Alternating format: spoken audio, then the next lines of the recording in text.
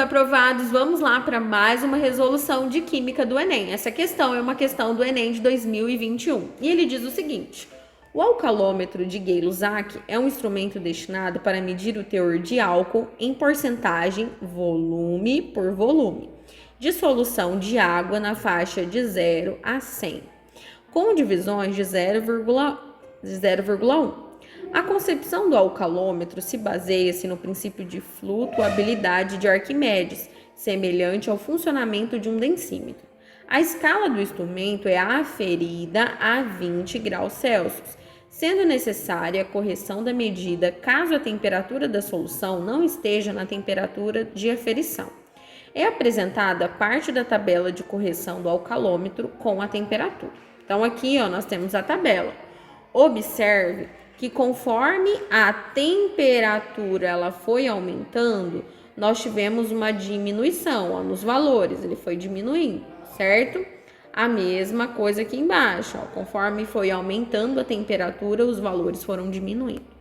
Agora vamos lá, né? Vamos caminhar então.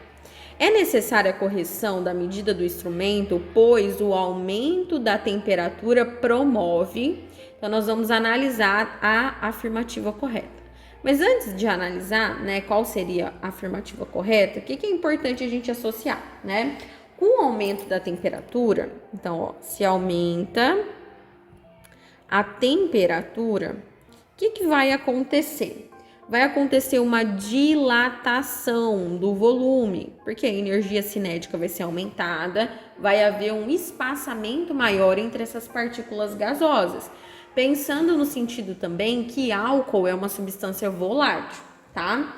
E aí, se aumenta o volume, vamos lá, vamos pensar, beleza, vai ter a dilatação. Se aumenta o volume, nós vamos ter uma diminuição também da concentração volume por volume, tá? Por que vai acontecer? O aumento da temperatura provoca a dilatação do material e o aumento do volume, então, né, presente na mistura. E esse aumento de volume, ele vai provocar essa diminuição na concentração em volume por volume, mostrada nessa tabela aqui, né? Então, a gente consegue observar isso. Então, agora vamos analisar qual seria a afirmativa correta, analisando nesse sentido. O aumento da temperatura promove o aumento da dissociação da água, ela vai dissolver mais? Não.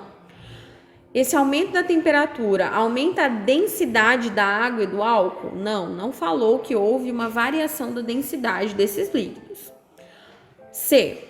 O aumento da temperatura promove a mudança do volume dos materiais através da dilatação?